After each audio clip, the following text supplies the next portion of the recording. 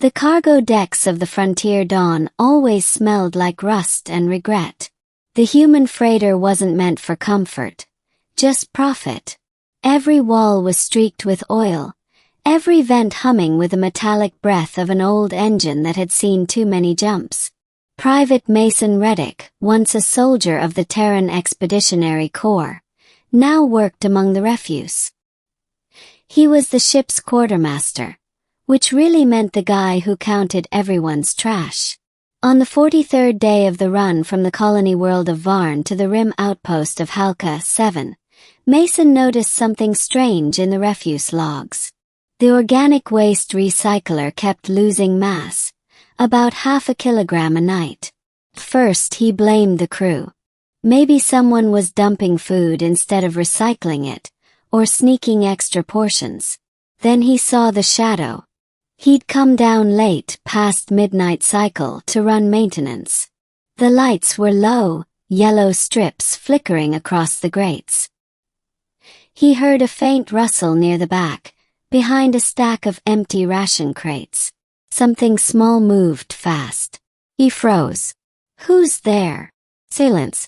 Then a pair of eyes reflected the dim light, large, silver, and glimmering with animal fear. The figure stepped back, claws scraping the deck. For a heartbeat, Mason thought it was some kind of pest, until he saw the shape of her hands. Shaking. Child. Not human, not even close. She had a coat of fine grayish fur, patchy and tangled with grime. Her face was narrow, framed by large pointed ears that flattened in fear. Her clothes were rags, probably stitched from some discarded packaging fabric. And in her hands, a lump of cold protein paste. Mason realized she'd been stealing garbage food from the recycler. She cowered now, clutching her meal as if expecting him to beat her. He raised his hands slowly. Hey, it's okay. I'm not going to hurt you." The girl hissed softly, baring tiny sharp teeth. "All right," Mason said quietly. "You're not a pest. You're a survivor." She didn't answer. Her language wasn't Terran, he guessed. Or maybe she just didn't trust him enough to speak. Still, Mason had seen that look before. Back on the burned worlds, when children scavenged from the ruins of cities the Federation left behind. Starvation didn't need translation. He set down his datapad and gently pushed a wrapped ration bar across the floor. Her nostrils flared. When he stepped back, she pounced, snatching the food, tearing it open, devouring it like an animal. He let her eat in peace. After she finished, she looked up at him again, uncertain, wary. "Got a name?" he asked softly. She tilted her head, then tapped her chest. "Rhea." Mason nodded. "Rhea. I'm Mason." Days of hiding. He should have reported her. Every ship had bioscan protocols. Unregistered aliens on board meant inspections, fines, even impound. But Mason didn't tell anyone. Instead, he started leaving little packages of food in the back of the cargo hold, under broken crates behind the power couplers. Every morning they'd be gone. Once he left a blanket. Disappeared too. Sometimes he'd catch glimpses of her, darting between shadows, always quick, always silent. The crew thought he was just muttering to himself more than usual. But one night she didn't hide. He found her sitting on the deck, clutching a broken holograph. The device flickered. A faded image of a small village under purple skies, alien figures standing tall beside their young. Her parents, maybe. When Mason approached, she didn't run. She just stared at the hollow, tears glimmering like starlight. He sat beside her, careful not to frighten her. "Where was that?" She pointed upward. "Varn. Home." Mason's chest tightened. Varn. He remembered Varn. 2 years ago, the planet's rebellion had been crushed by the Federation Navy. The alien species there, the Cerati, were accused of harboring pirates. Their settlements were bombed. Entire clans vanished. He'd been part of the blockade fleet then. Now he was sitting beside one of the survivors, a child who had eaten scraps just to stay alive. Guilt burned in him like acid. The human who remembered his oath. Over the following weeks, Mason taught her bits of English. Simple words. Food, safe, sleep. She learned fast. Her voice was musical, soft, carrying the faintest trill at the end of each phrase. But no matter how gentle he was, she never looked him directly in the eyes for long. Her kind had learned that humans were dangerous. Still, small moments broke through the fear. One evening, while the ship was in silent drift, Mason found Rhea humming, a melody that didn't belong to any Terran song. The notes were alien, haunting, beautiful. He didn't interrupt. He just listened. Then she stopped suddenly, embarrassed. "Pretty," Mason said quietly. Rhea blinked. "You'd like." "I do." She smiled, a shy, almost unbelieving smile. For the first time, she looked like a child again, not a ghost hiding in the ship's belly. But peace never lasted long on freighters. 3 days later, the captain announced a random inspection at the Halka checkpoint. Federation customs officers would be boarding to scan for contraband, stowaways, or biological contaminants. Rhea was all three. Mason felt his gut drop. That night, he found her curled up in her usual hiding place. She looked up as he entered, sensing something wrong. "Mason, danger." He nodded grimly. "Yes, you can't stay here tomorrow. If they find you." Her ears drooped. "They kill." He hesitated. "Or worse. Experiments, maybe. I don't know." Her small hands gripped his sleeve. "You is safe." He wished he could promise that. But helping her meant treason. Aiding an alien fugitive from a restricted world could mean a life sentence, maybe worse. And yet, when Mason looked at her, he didn't see an alien contaminant. He saw a little girl who'd lost everything, and somehow still had the courage to smile. He made his choice before dawn. A plan in the shadows. He reprogrammed the cargo scanner's biosignature log, inserting a false entry. A crate marked biogel sample, quarantine required. Inside, he'd hidden a small compartment big enough for Rhea. He gave her a breather mask and a bottle of water. "When I say hide, you crawl inside and don't move. No matter what you hear. Understand?" Rhea nodded. Her silver eyes glimmered with trust, something Mason didn't deserve. As the ship entered inspection orbit, Mason's pulse hammered in his throat. The customs team boarded, white-armored officers carrying scanners that chirped like hungry insects. They checked the holds, the engine room, the bunks. One officer paused near the modified crate. "Biogel, huh?" he said, squinting. "We've had trouble with contamination lately." Mason forced a calm smile. "Yeah, that's why it's sealed. Trust me, you don't want to open it." The officer hesitated, then shrugged. "Fine. We'll log it." When they finally left, Mason waited an hour before unlocking the crate. Rhea crawled out, shaking, her fur matted with sweat. He wrapped a blanket around her shoulders. "It's over," he whispered. "You're safe." She looked up at him, eyes wide, voice trembling. "Why you help?" He swallowed hard. "Because once I wore their armor too. I saw what they did to your people. And I didn't stop them. Maybe this doesn't fix that, but it's a start." Rhea reached up, her small, clawed hand brushing his cheek. "You, good human," she whispered. He almost laughed, a rough sound. "I'm trying." End of part 1. But out in the void, things never stayed hidden for long. The Federation had long memories, and secrets on their ships had a way of leaking into the light. And Mason Reddick was about to learn that saving one little alien girl could ignite something far greater than guilt. It could spark the rebirth of a race. When the Frontier Dawn finally cleared Halka orbit, Mason thought he could breathe again. He was wrong. By the next cycle, whispers spread across the crew.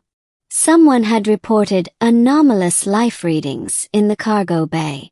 Mason's falsified biosignature hadn't gone unnoticed after all.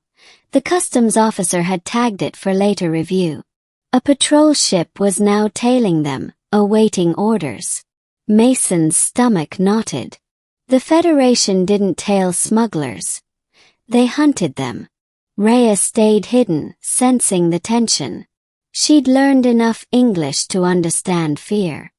Her silver eyes followed Mason wherever he went, silently asking if it was time to run again. That night, as the ship drifted in the cold between systems, Mason made his decision. Running wasn't enough anymore.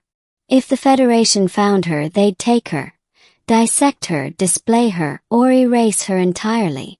He wouldn't let that happen. A dangerous secret. Mason accessed the ship's encrypted archives, old military channels he still had clearance for. He needed to know why the Federation was so interested in a half-starved alien child. What he found made his blood freeze.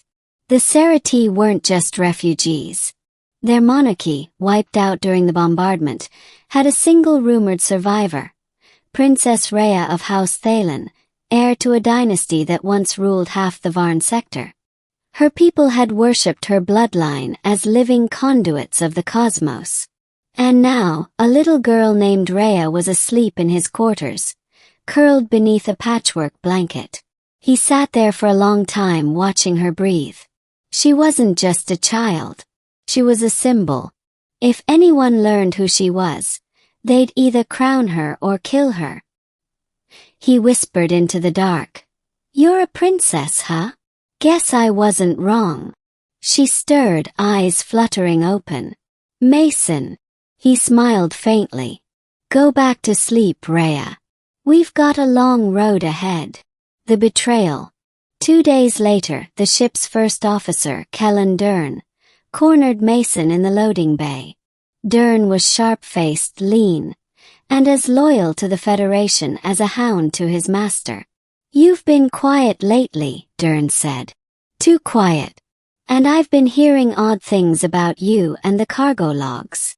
Mason didn't flinch. "I keep this ship running. You've got a problem, take it to the captain." "Oh, I will," Dern sneered. "After I check what's in that bio crate of yours." He turned toward the storage hold. Mason's pulse spiked. "Kellen, don't." But it was too late. The officer unsealed the crate, light spilling over the interior, empty. Rhea had moved. She was smarter than he'd given her credit for. Dern turned back, eyes narrow. "Where is it?" Mason stepped forward. "You don't want to do this. I'm reporting you for treason, Reddick. Harboring an unregistered life form." The last word never finished. Mason struck him hard across the jaw, sending him crashing into a crate. Dern hit the deck, unconscious. Mason stood over him, chest heaving. He just crossed a line he could never uncross. Flight through fire. Mason grabbed Rhea from her hiding place and ran for the escape bay. Alarms began to blare through the ship. Security breach detected. "Mason!" Rhea gasped, clutching his arm.